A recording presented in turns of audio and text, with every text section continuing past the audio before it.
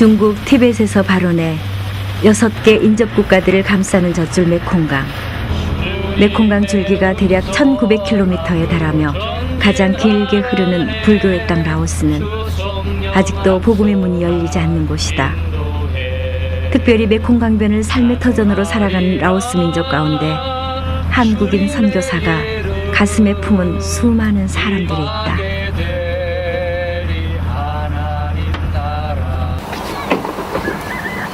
유일하게 세상과 연결해주는 배를 의지하며 메콩강 북쪽에 자리한 라오스 후아이톤 마을의 카무족들.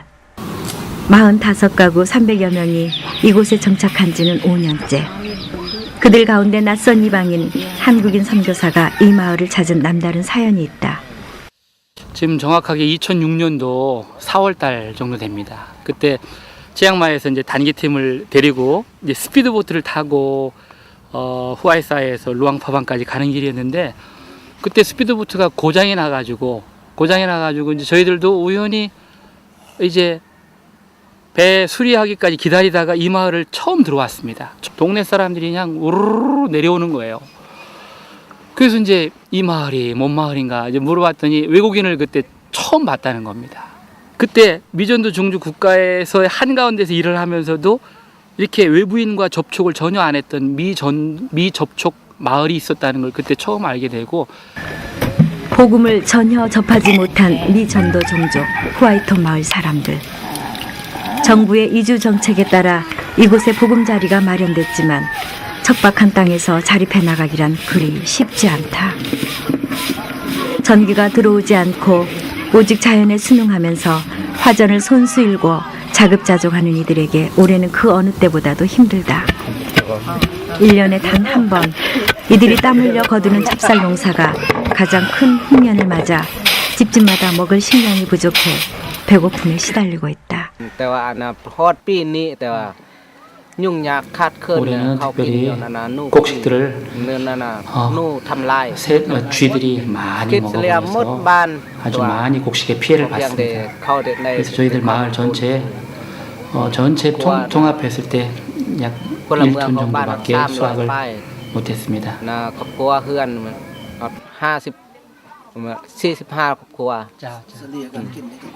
이번에 1톤 정도 가지고 약 한 두세 달밖에 못 먹을 것 같습니다.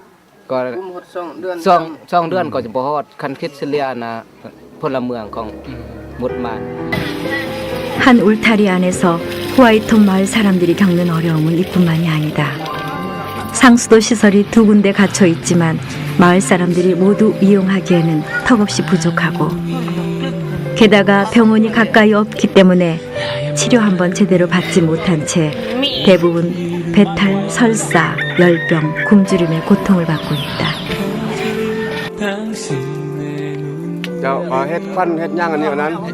병원 못 갈 때는 또 우리 무당들을 불러서 구슬을 하기도 하고, 혹은 제가 예식도 하기도 합니다.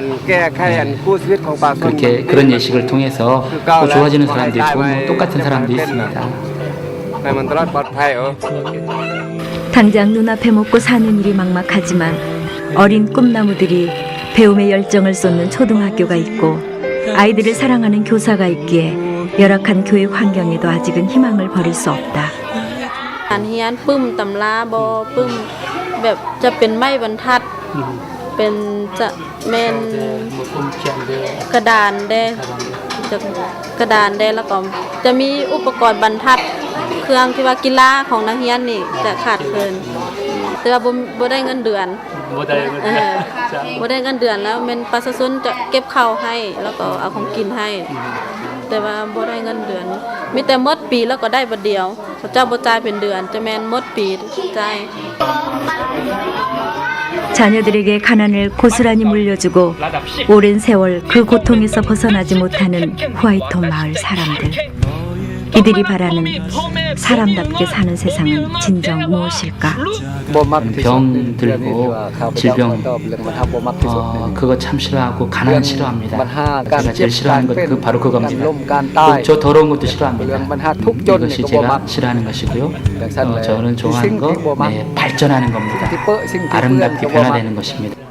비록 소망이 없어 보일지라도 아름답게 변화되는 세상을 꿈꾸는 이들을 향해 이종현 선교사는 성경 말씀을 빗대어 보다 나은 삶의 비전을 선포하고 있다. 겉모습은 어떻든지 이들도 하나님 앞에서 보배롭고 존귀한 자들이기에. 강릉 자, 미 사티빠냐 미 깜남 지짜에 미 깜남 한가에 미 마캅 도랭 미 마르산판 다이버 이 강릉 다이버 라오스는 특별한 이름을 갖고 있습니다. 물론 영어로는 라오스인데 헬라어로 신약 성경에 라오라는 말이 아주 많이 나오거든요. 라오 혹은 라오스. 이건 나의 백성이라는 뜻입니다. 하나님께서 왜 이 라오스 땅을 이름을 라오스라고 지었을까? 물론 라오스라는 그 이름의 본래의 뜻은 크다는 뜻입니다. 그렇지만 성경적인 의미로 내 백성이라는 뜻인데, 라오스에서 선교하는 저로서 사실 다른 소망이 없습니다. 라오스 땅에 뭐 열악하고 가난하고 불교와 거기 또 공산주의로 가득한 이 땅 가운데 이 이름에서 주시는 큰 엄청난 선교의 사명을 제가 붙들고 갑니다.